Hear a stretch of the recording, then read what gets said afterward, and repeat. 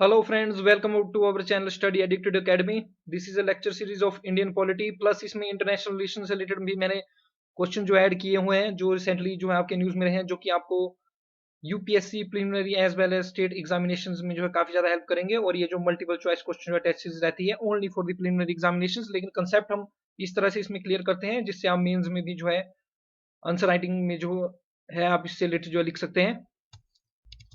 अगर आपने मेरे चैनल को अभी तक सब्सक्राइब नहीं किया हुआ है तो आप मेरे चैनल को जो है सब्सक्राइब कर लीजिए। स्टडी एडिक्टेड एकेडमी करके जो हमारा चैनल जो है यूट्यूब पे रहता है।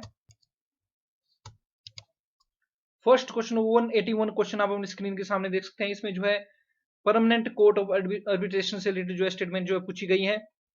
परमानेंट कोर्ट ऑफ आर्बिट्रेशन जो हमारे जो है 1899 में जो है स्टेब्लिश हुआ था और इसके हेडक्वार्टर आपको जो है हेग नीदरलैंड्स में जो मिलेंगे। और ये न्यूज में इसलिए था क्योंकि केन एनर्जी जो कंपनी रहती है यूके बेस्ड, इससे रिलेटेड जो है टैक्स से रिलेटेड केस जो है हमारी कंट्री जो है हार गई है इससे रिलेटेड। और इन्होंने जो वर्डिक्ट दिया कि 1.4 बिलियन यूएस डॉलर जो है इंडिया को जो इनको जो है पे करने होंगे।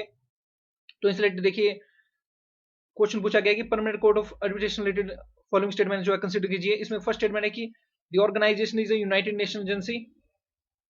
तो देखिए परमानेंट कोर्ट ऑफ आर्बिट्रेशन का आपने ध्यान में रखना है। परमानेंट कोर्ट ऑफ आर्बिट्रेशन जो है यूनाइटेड नेशन की बॉडी नहीं है, यूनाइटेड नेशन एजेंसी ये नहीं है। यूनाइटेड नेशन के 6 प्रिंसिपल ऑर्गन्स में जो यूनाइटेड नेशन का जो कोर्ट है जिसको वर्ल्ड कोर्ट भी बोलते हैं, इसका नाम है इंटरनेशनल कोर्ट ऑफ जस्टिस। तो इस बात का आप ध्यान रखिए। ये जो परमानेंट कोर्ट ऑफ आर्बिट्रेशन है ये यूनाइटेड नेशंस की एजेंसी नहीं है। तो फर्स्ट स्टेटमेंट जो इसमें जो हमारी गलत हो जाएगी। तो जब आपकी फर्स्ट स्टेटमेंट गलत हो जाएगी, अगर आप बाई एलिमिनेशन अपनाएंगे तो आपकी सेकंड और थर्ड ऑप्शन जो ऑटोमेटिकली जो है करेक्ट हो जाएंगे। देखिए ये जो है कोर्ट नहीं है एक ट्रेडिशनल सेंस में, एक आर्बिट्रेशन और आर्बिट्रल ट्रिब्यूनल की तरह ये जो काम करता है। आर्बिट्रेशन का मतलब होता है कि मध्यस्थ के रूप में ये जो काम करता है। और जो भी डिस्प्यूट जो विवाद जो राइज होते हैं इंटरनेशनल एग्रीमेंट से related between member state, international organisation और प्राइवेट पार्टीज के बीच में भी ये जो केसेस को जो रिजॉल्व करते हैं। और इनके डिसीजन आप ध्यान रखना बाइंडिंग रहता है पार्टीज के ऊपर।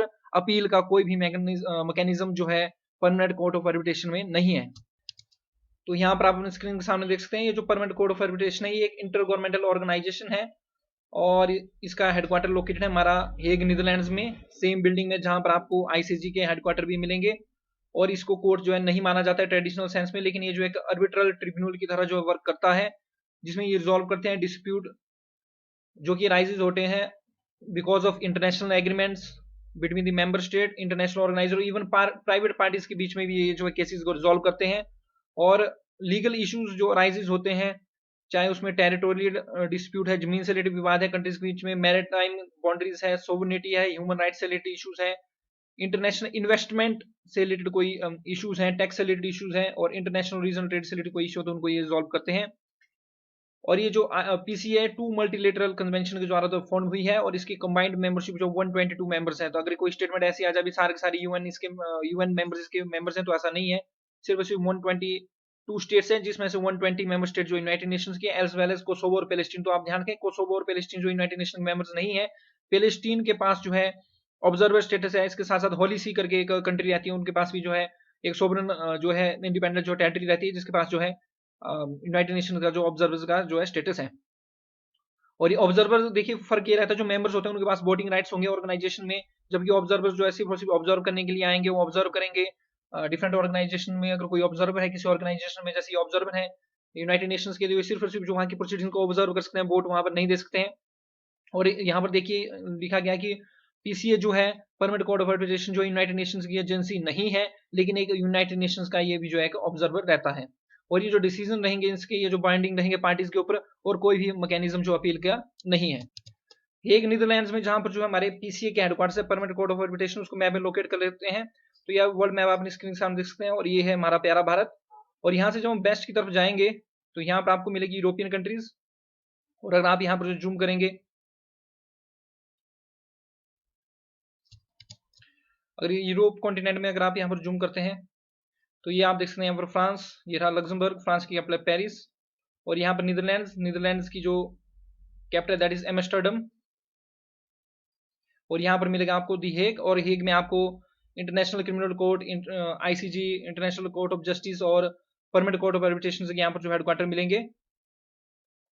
और एक बात का आप ध्यान रखना, ये रहा हमारा United kingdom. United kingdom basically 3 countries इसमें जो है कंप्राइज करता है, इंग्लैंड, स्कॉटलैंड और आयरलैंड। और यूके और फ्रांस के बीच में इंग्लिश चैनल और नॉर्थ सी को कनेक्ट करने वाली आपको मिलेगी स्ट्रेट ऑफ डोवर। अगर आप यहाँ पर जो जूम इन करें यूके और फ्रांस के बीच में, तो यहाँ पर मिलेगी आपको स्ट्रेट ऑफ डोवर, जो कि जो आपकी इंग्लिश चैनल नॉर्थ सी को जो कनेक्ट करती है। और इंग्लिश चैनल भी आपको जो है फ्रांस और यूके के बीच में मिलेगी, और बे ऑफ बिस्के मिलेगी आपको फ्रांस और स्पेन के बीच में, और एंडोरा एक लैंडलॉर्ड कंट्री है जो कि स्पेन और फ्रांस के बीच में मिलेगी आपको। नेक्स्ट क्वेश्चन आपकी स्क्रीन के सामने आता है। इसमें पूछा गया है कि arrange the following in chronological order. Chronological order होता है समय के हिसाब से आपने इनको अरेंज करना, ऑफ द एस्टेब्लिशमेंट, इनके स्थापित होने के हिसाब से आपने जो सबसे पहले जो है एस्टेब्लिश हुई है उसको सबसे पहले मार्क करना है आपने, उसके बाद रिस्पेक्टिव ऑर्डर में। तो देखिए परमानेंट कोर्ट ऑफ आर्बिट्रेशन जो हमारा जो एस्टेब्लिश हुआ है 1899 में। उसके बाद इंटरनेशनल क्रिमिनल कोर्ट एस्टेब्लिश हुआ है रिसेंटली 2002 में। और इंटरनेशनल कोर्ट ऑफ जस्टिस जो है 1945 में जो एस्टेब्लिश हुआ है। तो सबसे पहले हमारे पास 1 आ जाएगा, उसके बाद जो है हमारे पास जो है क्रोनोलॉजिकल ऑर्डर में 3 आएगा, और उसके बाद जो हमारे पास जो है 2 आएगा। तो 1, 3, 2 जो है इनका जो करेक्ट क्रोनोलॉजिकल ऑर्डर है एस्टेब्लिशमेंट का। और आप एक बात ध्यान रखना ना, इंटरनेशनल कोर्ट ऑफ जस्टिस जो रहता है ये जो है सिविल कोर्ट की तरह जो है वर्क करता है। और जितने भी यूनाइटेड नेशंस के मेंबर हैं वो इसके मेंबर्स आपको मिलेंगे, plus additional non United nation के मेंबर इसके हो सकते हैं, अगर वो आईसीजे की जो चार्टर है उसके जो स्टेटस स्टैचू है उसको जो है रेटिफाई करते हैं। और जो इंटरनेशनल जो क्रिमिनल कोर्ट है ये जो है क्रिमिनल केसेस को जो है डील करता है। जिनोसाइड हो गया, मैसेकर कहीं पर हो रहा है, वार क्राइम्स है, ह्यूमन ट्रैफिकिंग है, ह्यूमन राइट्स से रिलेटेड इनको जो है ये करता है। और एक बात आप और ध्यान रखना, इंटरनेशनल क्रिमिनल कोर्ट का इंडिया जो है मेंबर नहीं है। It is very important, international criminal court का इंडिया जो है मेंबर नहीं रहता है। और आईसीजी का आप ध्यान रखना, आईसीजी इंडिया यूएन का मेंबर है तो आईसीजी का भी मेंबर है। और आईसीजे में जो हमारे जो है 15 जजेस होते हैं, और इनका टेन्योर जो है 9 साल का होता है। और हर 3 साल में जो है 5 जजेस जो है इसमें जो रिटायर हो जाते हैं और नए 5 जज इलेक्टेड होते हैं। और जजेस को इलेक्ट जो है United Nation General Assembly as well as United Nation Security Council जो है जजेस को जो है इलेक्ट करती है। और रिसेंटली हमारे दलवीर भंडारी जी जो है इंडिया से जो है इंटरनेशनल कोर्ट ऑफ जस्टिस के जो है जज बने थे। नेक्स्ट क्वेश्चन मैं समझता हूं बहुत ही इंपॉर्टेंट क्वेश्चन है ये, आपको आगामी किसी भी एग्जामिनेशन में जो देखने को मिल सकता है। बहुत इंपॉर्टेंट क्वेश्चन है, हमारे नेबरिंग कंट्री से रिलेटेड कोई भी अगर न्यूज आती है तो वो काफी इंपॉर्टेंट हो जाती है। इसमें पूछा गया है कि रिसेंटली हाल ही में किस देश के द्वारा जो है अनाउंस की गई है chemical castration of sexual offenders. Chemical castration का मतलब होता है इस तरह से कुछ ड्रग्स या केमिकल्स जो है ऑफेंडर्स को दे देना, अपराधी को दे देना, जिससे उसकी जो सेक्सुअल एक्टिविटी है वही खत्म हो जाए। तो ऐसा जो है अनाउंस किया हुआ है रिसेंटली पाकिस्तान ने। बहुत ही इंपॉर्टेंट ये क्वेश्चन है, पाकिस्तान ने जो रिसेंटली जो है केमिकल कास्ट्रेशन अनाउंस की हुई है फॉर सेक्सुअल ऑफेंडर्स। ये आप यहाँ पर देख सकते हैं, पाकिस्तान ने अप्रूव कर दी है chemical castration of rapist as a part of sweeping new legislation. क्योंकि एक जो है गैंग रेप जो है आपके जो है लाहौर हाईवे के ऊपर जो है एक मदर का उसके चिल्ड्रन सामने जो है गैंग रेप जो है हुआ था, जिसके बाद जो है काफी स्ट्रिक्ट एक्शन जो पाकिस्तान लेते हुए जो केमिकल कास्ट्रेशन जो है रेपिस्ट की जो है अनाउंस की हुई है। ये जो केमिकल कास्ट्रेशन है ये जो है repeat as well as first time sex crime offenders के रिलेटेड जो है रहेगी। ये जो एंटी रेप ऑर्डिनेंस 2020 के तहत जो ये की गई। और ये आप द हिंदू का भी आर्टिकल देख सकते हैं, Pakistan approves chemical castration of sex offenders. तो इस तरह से डायरेक्ट क्वेश्चन आपको एग्जामिनेशन में ये पूछा जाएगा, so please remember this. Next question also मैं समझता हूँ सुपर इंपॉर्टेंट है, ये क्वेश्चन भी आपको आगामी किसी न किसी एग्जामिनेशन में देखने को मिलेगा। Operation empty plate, operation empty plate जो रिसेंटली न्यूज में था, related to which of the following country. तो ऑपरेशन एम्प्टी प्लेट आप ध्यान रखें चाइना से रिलेटेड न्यूज में था। दोनों कंट्रीज को मैप में लोकेट करते हैं अभी। चाइना ने अनाउंस किया हुआ है रिसेंटली ऑपरेशन एम्प्टी प्लेट, और काफी स्ट्रिक्ट मेजर्स जो है इन्होंने अनाउंस कर दिए हैं फूड वेस्टेज से रिलेटेड। क्योंकि चाइना जो है पेंडेमिक के बाद वहां से जब कोरोना वायरस निकला इसके बाद चाइना प्रेजेंट टाइम में जो है फूड क्राइसिस से जो है जूझ रहा है। यहाँ पर जो है फूड सप्लाई जो है काफी कम हो गई है। पिग्स जो पोर्क जो बनता है, पोर्क जो होता है पिग्स का जो मीट होता है उसके दाम काफी बढ़ गए हैं। फूड इन्फ्लेशन जो है बढ़ गई है चाइना से, और चाइना जो है लगातार जो है 80% के आसपास जो इनके जो फूड इंपोर्ट्स जो है प्रेजेंट टाइम में बढ़ गए हैं। इसलिए इनके प्रेसिडेंट जाई जिनपिंग ने काफी स्ट्रिक्ट मेजर जो है फूड वेस्टेज को रोकने के लिए जो लिए हुए हैं। तो ध्यान रख लेना ऑपरेशन एम्प्टी प्लेट जो है चाइना का ये जो ऑपरेशन जो है रहता है। ये आप एनडीटीवी का आर्टिकल भी देख सकते हैं, operation empty plate Chinese diners told to order less food. तो इस तरह से ये चाइना से रिलेटेड ये न्यूज रहती है। ये आप अपने स्क्रीन के सामने वर्ल्ड मैप देख सकते हैं, और ये रहा इंडिया, और इंडिया के जो है नॉर्थ में ये आप देख सकते हैं चाइना। चाइना की कैपिटल है बीजिंग, और चाइना देखिए बॉर्डर शेयर करेगा हमारे इंडिया के साथ, नेपाल के साथ, भूटान के साथ, म्यांमार के साथ, लाओस के साथ, वियतनाम के साथ, यहाँ पर नॉर्थ कोरिया के साथ, यहाँ पर रशिया के साथ, मंगोलिया के साथ, कजाकिस्तान के साथ, उज्बेकिस्तान के साथ, किर्गिस्तान के साथ, और तजाकिस्तान के साथ, और अफगानिस्तान के साथ। और आप मैप में देखें तो चाइना का कोई भी बॉर्डर जो है पाकिस्तान के साथ नहीं है, इस बात का आप ध्यान रखें। ऐसा तो हमारा एक टेरिटोरियल डिस्प्यूट रहता है जिसमें अक्साई चीन जो है चाइना ने ऑक्युपाई किया हुआ है, और पाकिस्तान ने जो पीओके हमारा ऑक्युपाई करके रखा हुआ है, और जिसके तहत ये जो है एक सी पैक जो है फ्रॉम ग्वादा टू काशगर जिंगजेंग प्रोविंस तक जो है सी पैक ये जो है बना रहे हैं, और ये है पाकिस्तान। और देखिए स्टेट जो बॉर्डर शेयर करती है हमारी इंडियन स्टेट जो चाइना के साथ बॉर्डर शेयर उसमें आ जाएगा। देखिए स्टेट में अगर हम बात करें तो जे एंड के इस टाइम यूटी है, ये कंफ्यूजन में आप ना जाना। एक हो जाएगा हमारे पास जे एंड के यूटी, लद्दाख यूटी, और स्टेट्स में अगर बात करें हिमाचल प्रदेश, उत्तराखंड, सिक्किम एंड अरुणाचल प्रदेश। तो ये 4 स्टेट प्रेजेंट कंटेक्स्ट में जो है चाइना के साथ बॉर्डर शेयर करेंगी। ये आप उनके सामने यहाँ पर अरुणाचल प्रदेश, ये Sikkim, this is Uttarakhand and this is Himachal Pradesh. 4 states जो है बॉर्डर शेयर करेंगी चाइना के साथ, और 2 यूटीज हमारी जे और लद्दाख जो है बॉर्डर शेयर करेगी। 9 अगस्त 2019 से जो है जे बाइफिकेट हो गया है, और स्टेट से जे का स्टेटस आज डेट में यूनियन टेरिटरी बन गया है, और लद्दाख भी यूनियन टेरिटरी जो है जे से अलग की गई थी। और पाकिस्तान के साथ जो है हमारी जो स्टेट बॉर्डर करेंगे उसमें आएगा गुजरात, राजस्थान, दिस इज पंजाब, और ये अगेन यूटी। तो 3 स्टेट आज की डेट में जो हमारे पाकिस्तान के साथ बॉर्डर शेयर कर रही है, इसमें पंजाब, राजस्थान और गुजरात।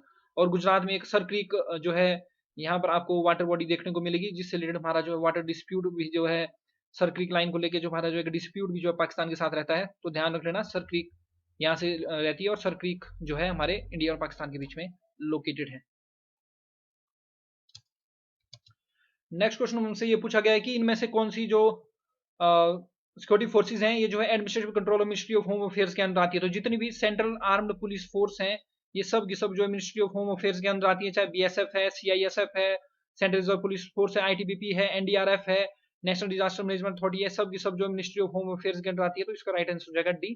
और ध्यान रखना जोनल काउंसिल जो होती है, जोनल काउंसिल के चेयरमैन भी जो है हमारे जो है होम मिनिस्टर साहब हैं, और नॉर्थ ईस्टर्न काउंसिल के चेयरमैन भी जो है हमारे जो है होम मिनिस्टर जो है होते हैं।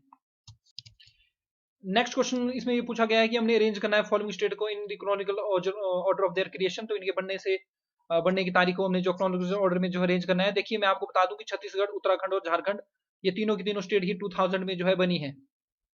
So this question is again very tricky.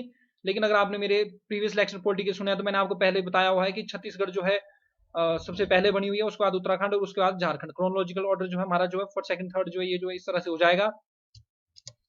लेकिन फिर भी आपको ये पता होना चाहिए कि 1 नवंबर 2000 को जो है छत्तीसगढ़ जो है फॉर्म्ड हुई थी, और छत्तीसगढ़ को जो है कार्व आउट किया गया था मध्य प्रदेश से। तो मध्य प्रदेश से जो है छत्तीसगढ़ को अलग किया गया था 1 नवंबर 2000 को, एक नई स्टेट बनाई गई थी। उत्तराखंड को जो है यूपी से जो है 9 नवंबर 2000 को जो है अलग किया गया था, और झारखंड को जो है ट्राइबल एरिया जो थे बिहार के उनसे जो है 15 नवंबर 2000 को जो है इसको जो इस तरह से अलग किया गया था। छत्तीसगढ़ जो है 26 स्टेट बनी थी, उत्तराखंड 27 और झारखंड 28। इसके बाद जो है 2014 में जो हमारी जो तेलंगाना जो है 29 स्टेट बनी थी, और फिर 9 अगस्त 2019 को जो है Jammu and Kashmir reorganisation act हमारे पास आता है, और जिसके तहत जो जम्मू एंड कश्मीर को जो है 2 यूटीज में डिवाइड कर दिया जाता है। Jammu and Kashmir with legislative assembly UT बनाई जाती है, और लद्दाख विदाउट लेजिस्लेटिव असेंबली जो है यूटी जो है बना दी जाती है। तो प्रेजेंटली हमारी कंट्री में जो 20 स्टेट्स और 9 यूनियन टेरिटरीज जो है रहती हैं। नेक्स्ट क्वेश्चन अगेन मैं बोलूंगा ये सुपर इंपॉर्टेंट है, इससे रिलेटेड क्वेश्चन जो है आपको जो है एग्जामिनेशन में जो है देखने को मिलेंगे ही। इसमें पूछा गया है कि कौन सा इसमें जो करेक्टली मैच है, इसमें देखिए रीजन दिया गया है और किन कंट्रीज के बीच में वो रहता है उस दिया गया है।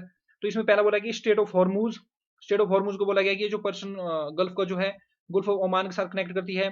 गोलान हाइट ये इजराइल और सीरिया के बीच में डिस्प्यूट है। नगरोना कराबाग अजरबैजान और अर्मेनिया के बीच में। देखिए तो नगरोना कराबाग काफी ज्यादा जो है न्यूज में था, काफी ज्यादा न्यूज में था। ये जो है अजरबैजान और अर्मेनिया के बीच में है, तो जहां पर थर्ड नहीं है, सॉरी जहां पर थर्ड नहीं है उसको आप काट सकते हैं। State of Hormuz again connect करेगी पर्शियन गल्फ को गल्फ ऑफ ओमान के साथ, और गोलान हाइट जो है एक डिस्प्यूट एरिया रहता है ये जो पहले इजराइल का पार्ट था, लेकिन बाद में इनके बीच में वार हुआ, जिसके बाद इजराइल ने जो है इसको जो ऑक्युपाई कर लिया। ये जो है इजराइल और सीरिया के बीच में डिस्प्यूटेड एरिया रहता है। तो तीनों रीजन को थोड़ा मैप में लोकेट करते हैं। वर्ल्ड मैप अपनी स्क्रीन के सामने देख सकते हैं, और ये हमारा प्यारा भारत। और अगर यहाँ पर हम जूम इन करें और यहाँ से हम वेस्ट की तरफ मूव करें, मिडिल ईस्ट कंट्रीज की तरफ चलें, सॉरी गुल्फ कंट्रीज की तरफ अगर हम यहाँ पर चलें, तो यहाँ पर आपको देखने को मिलेगा ओमान। ओमान की कैपिटल है मस्कट। यहाँ पर आपको देखने को मिलेगा यूएई। यूएई की कैपिटल है अबू धाबी। और दिस इज कतर। कतर की कैपिटल है दोहा। और दिस इज पाकिस्तान। और दिस इज ईरान। ये है गुल्फ ऑफ ओमन और ये है पर्शियन गुल्फ। और यहाँ पर ये जो टेरिटरी आप देख रहे हैं, ये ओमान की टेरिटरी आती है थोड़ी सी। तो ओमान और ईरान के बीच में अगर आप यहाँ पर जूम इन करें,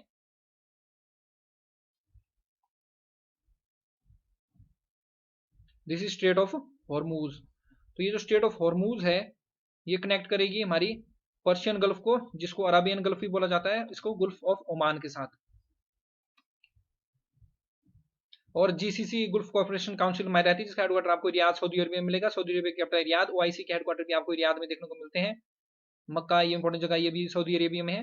तो जीसीसी के 6 मेंबर्स आप ध्यान रख लेना, Kuwait, Saudi Arabia, Bahrain, Qatar, UAE and Oman. These are the 6 members जो कि हमारे इसके जीसीसी के रहते हैं। और एक बात ध्यान रखना, रिसेंटली जो है यूएई और बहरीन ने जो है इजराइल के साथ जो है अब्राहिम अकॉर्ड साइन करके जो है डिप्लोमेटिक रिलेशन जो है इजराइल के साथ सेटअप कर लिया है। मोरक्को ने भी जो है डिप्लोमेटिक रिलेशन जो है इजराइल के साथ जो सेटअप कर ली है। और ये इजराइल वाला रीजन काफी ज्यादा जो है न्यूज में रहता है। इजराइल का आपने ध्यान रखना वाटर बॉडीज को टच करेगा। ये रहा हमारा मेडिटेरियन सी। इजराइल बॉर्डर शेयर करेगा हमारी इजिप्ट। और ये जो पेनिसुला आपको ऐसे दिख रहा है, पेनिसुला होता है जो 3 साइड से जो वाटर से गिरा हो। अगर आप इसको देखें तो ये जो है 1, 2 और 3 साइड से जो है वाटर से गिरा हुआ पेनिसुला है। और इस पेनिसुला का नाम है सिनाई पेनिसुला। और कैंप डेविड अकॉर्ड जो है इजराइल और इजिप्ट के बीच में जो साइन हुए थे, और इजिप्ट की कैपिटल जो कैरियो रहती है, इसको ध्यान रख लेना। और इजराइल जो वाटर बॉडी टच करेगा इसमें आएगा मेडिटेरियन सी। मेडिटेरियन सी को जो है ये जो वेस्ट की तरफ इजराइल इसको टच करेगा। और यहाँ पर रहेगी एक गुल्फ ऑफ एक्योबा, तो इसका भी ध्यान रख लेना। गुल्फ ऑफ एक्योबा को भी जो है इजराइल जो टच करता है। और इजराइल गुल्फ ऑफ एक्योबा को जो है 3 कंट्रीज जो है हमारी इसके साथ बॉर्डर शेयर करती हैं, Israel, Egypt, Jordan and Saudi Arabia. 4 countries के साथ जो बॉर्डर शेयर करेगी। और इजराइल की कैपिटल है जेरूशलम। और जब आप इस तरह से जो है जूम करते हैं, देखिए डॉटेड टेरिटरी ये दिखाई गई है। ये जो है हमारा एक जो है डिस्प्यूटेड एरिया है। This is a Golan Heights. तो इस एरिया का ध्यान रखना। गोलान हाइट जो है हमारे इजराइल और सीरिया के बीच में डिस्प्यूटेड एरिया है। और सीरिया की कैपिटल है दमिश्क। लेबनान की कैपिटल है बेरट। लेबनान का भी ध्यान रखना। लेबनान ने रिसेंटली जो है क्रिमिनलाइज किया हुआ है सेक्सुअल हरासमेंट को, इसलिए जो एक्ट जो है रिसेंटली पास किया हुआ to criminalise the sexual harassment. और ये जो इंपॉर्टेंट जो ये जो आपकी सीज रहती हैं, वाटर बॉडीज रहती हैं, इट इज ऑल्सो इंपॉर्टेंट। देखिए जैसे मेडिटेरियन सी है, तो मेडिटेरियन सी को देखिए हमारे इजिप्ट हो गया, इजराइल हो गया, लेबनान हो गया, टर्की हो गया, ग्रीस हो गया, इटली हो गया, टूनिशिया हो गया, मोरक्को और अल्जीरिया, ये जो है टच करते हैं। और स्टेट ऑफ जिब्राल्टर का भी आप ध्यान रखना। स्टेट ऑफ जिब्राल्टर जो है हमारी स्पेन और मोरक्को के बीच में आपको जो है यहाँ पर जो मिलेगी स्टेट ऑफ जिब्राल्टर। तो राइट आंसर इसमें हो जाएगा all of the above are correct. Next question रहता है, इसमें पूछा गया कि टिग्रे रीजन कहाँ है। काफी ज्यादा न्यूज में था, यहाँ पर काफी ज्यादा जो है प्रोटेस्ट जो चले हुए थे टिग्रे रीजन में, काफी ज्यादा अपराइजिंग यहाँ पर देखने को मिली थी। तो ये जो रीजन हमारा ये इथियोपिया में रहता है। और अबी अहमद साहब जो है यहाँ के प्रेसिडेंट है, जिनको जो है 2019 का नोबेल पीस प्राइज जो मिला हुआ है। ये जो टिग्रे रीजन है, यहाँ पर TPLF, Tigray people liberation front जो यहाँ पर देखने को मिलती है। इनकी एलिगेशन है कि जो ये जो प्रेसिडेंट है अबी अहमद, ये जो है करप्ट है। और इनके द्वारा जो है जो इलेक्शन नेशनल कंडक्ट किए गए थे, वो भी जो है गलत कंडक्ट किए गए हैं, इस तरह से प्रोटेस्ट कर रहे हैं। तो ये वर्ल्ड मैप आप अगेन देख सकते हैं। This is our loving India. और यहाँ से हमने अगेन वेस्ट की तरफ जाना है, इंडियन ओशन से अगर आप यहाँ से वेस्ट की तरफ जाएं, तो यहाँ पर आपको कंट्रीज इस तरह देखने को मिलती है, सोमालिया, इथोपिया, क्रिटिया, डिजबर्टी। एक बात ध्यान रख लेना जो कि सुपर इंपॉर्टेंट फैक्ट है, कि इथोपिया एक लैंड लॉक्ड कंट्री है। Ethiopia, South Sudan, Central African Republic, Botswana, Uganda, these are the land locked countries.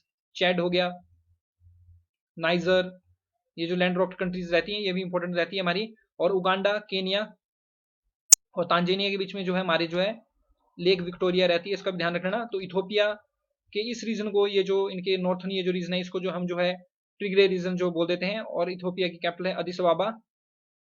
This is Addis अबाबा is the capital of Ethiopia. Capital important है। Somalia की है Mogadishu.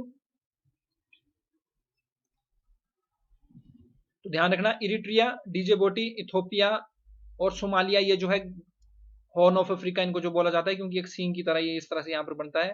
तो ध्यान रखना, इरिट्रिया, इथोपिया, डिजिबोटी और Somalia जो horn of Africa का part रहते हैं। और इरिट्रिया की कैपिटल जो अस्मारा है, और डिजिबोटी की कैपिटल भी याद रखना, डिजिबोटी सिटी है।